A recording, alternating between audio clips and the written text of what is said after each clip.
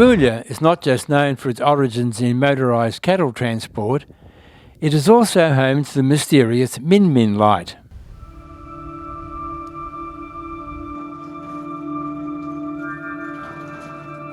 This fascinating phenomenon, a hovering luminescent ball, has baffled witnesses and defied scientific explanation for decades. At the Min Min encounter, lifelike figures tell tales of sightings of the elusive and sometimes eerie, mysterious ball of light. You've heard about the lights, eh? Those mysterious balls of light that appear when and where they choose. And not with a cup of cold water, eh?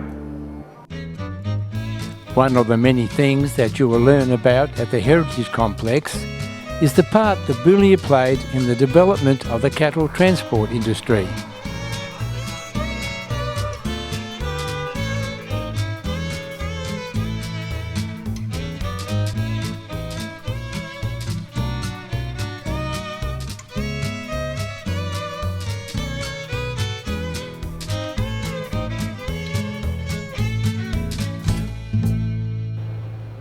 Within the Heritage Complex is the Marine Fossil Display. The display is attributed to Dick Souter, Dinosaur Dick, who started collecting fossils in 1994. The fossils were discovered in the Boulia area, indicating that once it was part of an inland sea.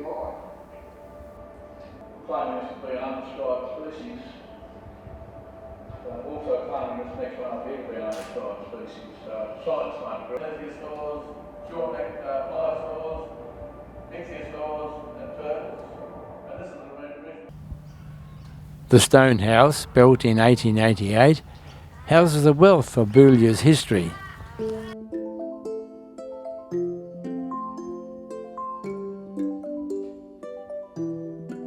It's a perfect example of what home life could have been like about a century ago.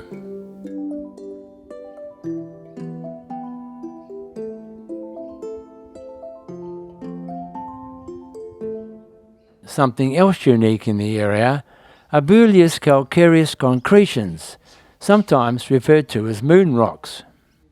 They are formed by a chemical action involving sedimentary rock on the bed of the last inland sea.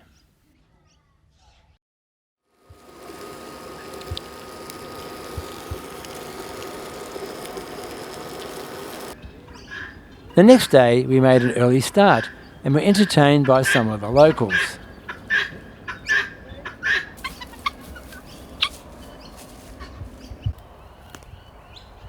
There was even a curious young camel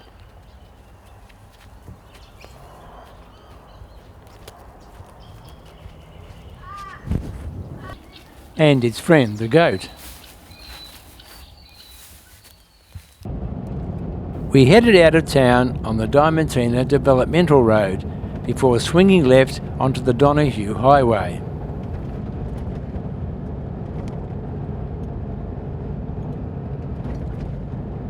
We are now heading for the Northern Territory border, 240 kilometres away.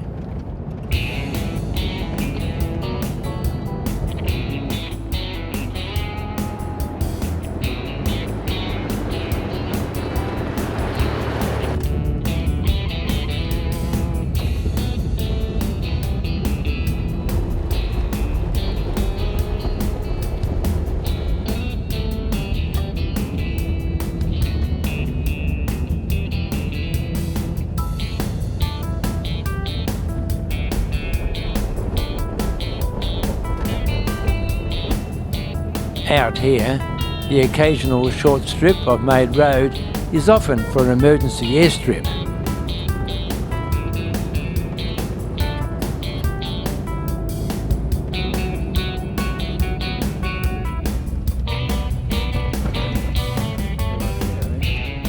Once over the border, the road becomes known as the Plenty Highway.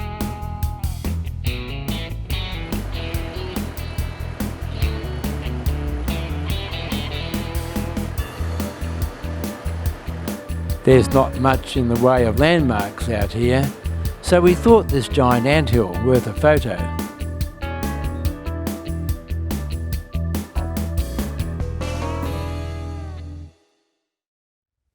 That evening we camped at Jervois Homestead, which is 460 kilometres from Boulia and 350 kilometres to Alice Springs.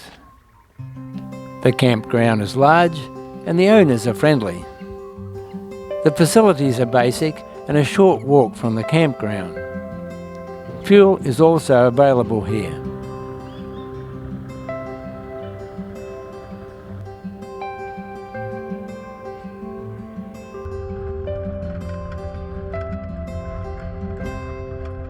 Still on the Plenty Highway, and with the Harts Range on our left, we called in at Gemtree. Gemtree is another camping option, and if you plan to stay a while, you can go on a fossicking tour for gems such as garnets and zircons.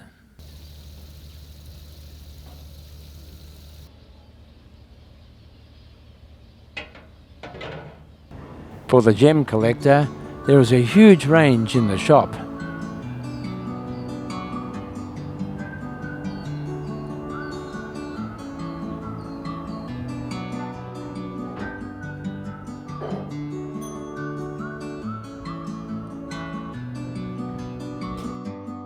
"30 kilometres north of Alice Springs on the Stewart Highway, we hit the tropical Capricorn again.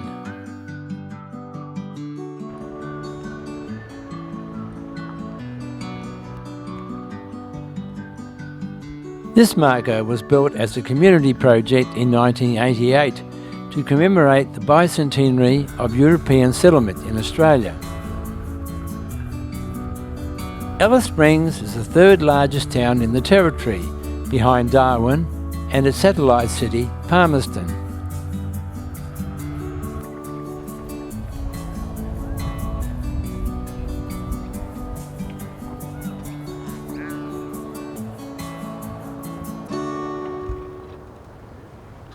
The best views of Alice Springs are from Anzac Hill.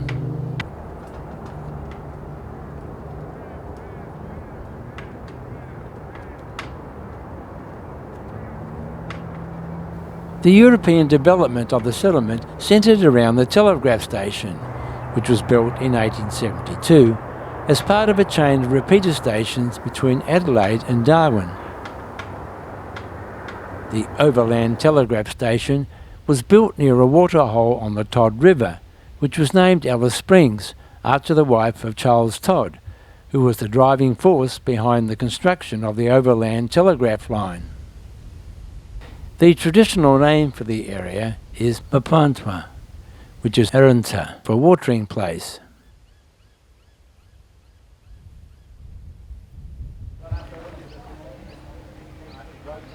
The Overland Telegraph not only connected Adelaide to Darwin, it also connected Australia with Britain via the undersea telegraph network. Instead of a message to England taking 3 to 4 months by boat, a Morse code message via Alice Springs and the other repeater stations could reach London in as little as 5 hours.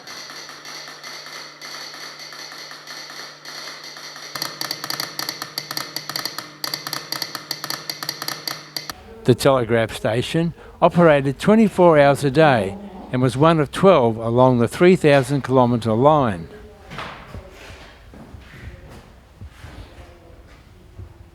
Being at the time so isolated, the station had to be self-sufficient. Various outbuildings were added, such as a blacksmith shop, police headquarters and a kitchen mess to feed the staff.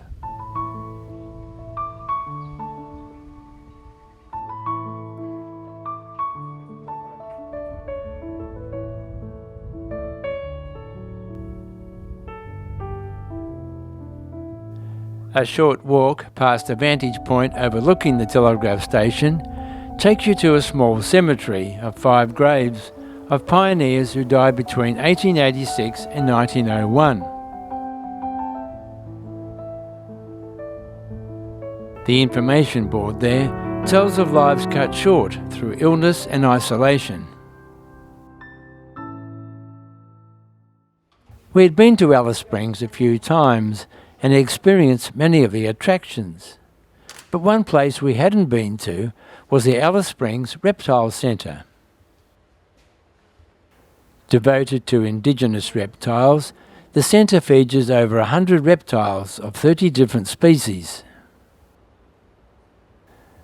The collection includes lizards and pythons, both large and small, as well as some of the world's most venomous snakes, including taipans, brown snakes, death adders and king browns.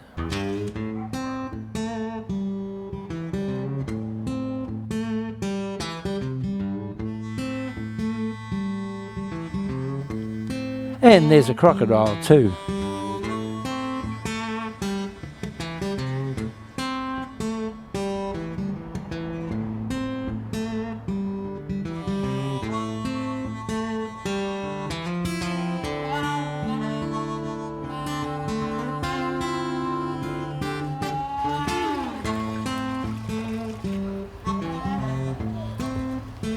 If you time your visit to be there at feeding, you will see lizards having a feed of cockroaches. Yum!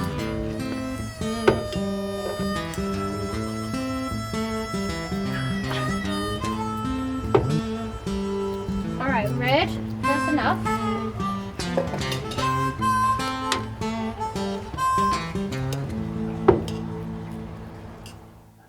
One of the handlers gave an informative talk. It's venomous, it's poisonous, I'm not gonna eat it. Alright? If that doesn't work, they can always drop their tails. So from the tip to the top, they can drop wherever they like. But as soon as it gets to the top, they can't do it anymore. So they detach the tail's gonna wiggle, catch the predator attention, and then the lizard can run away. It takes salad, insects, dog food, anything they can find. Because when you are this chubby and you have tiny legs, you can't chase your prey, okay? On your hands, because she's a bit cold. Yeah, they love loving it.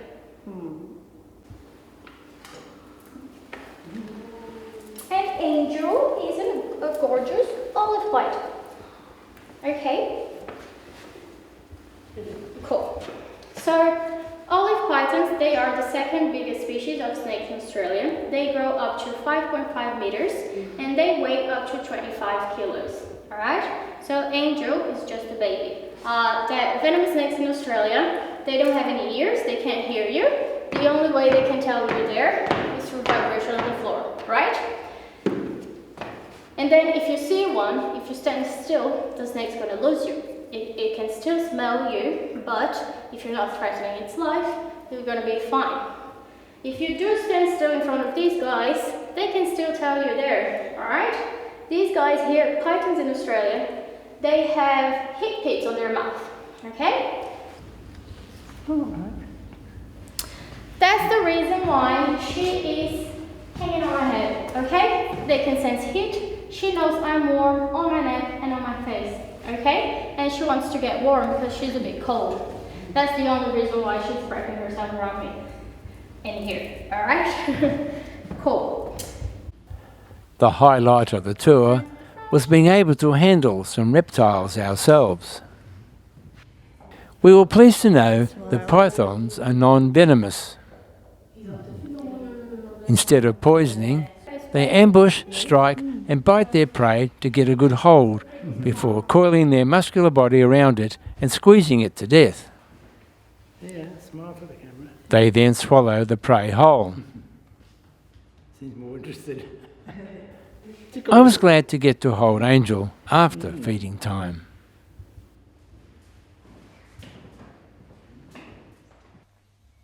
At the Alice Springs Desert Park, there is the opportunity to get a close look at some of the native birds. And this is part of that instinctual intelligence.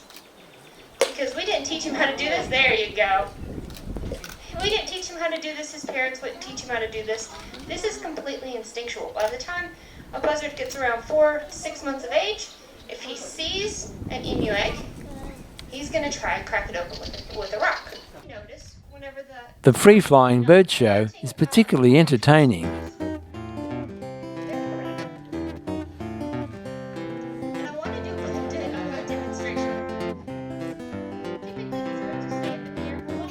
They can be seen in large numbers, and kites are very much known as the pirates of the air.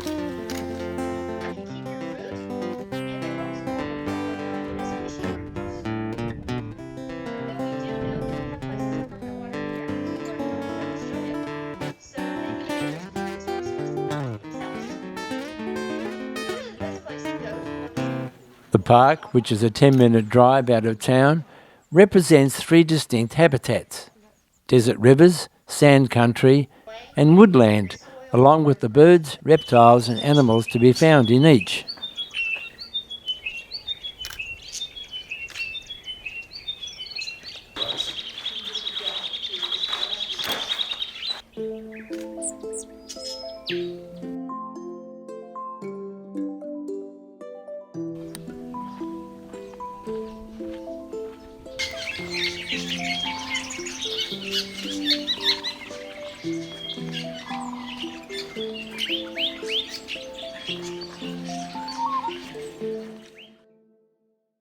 In the next episode, we leave mainstream civilization. The bitumen soon runs out as we enter the most remote country of our trip. Despite having plenty of fuel and supplies and overcoming a mechanical issue, doubts crept in whether we should still continue on.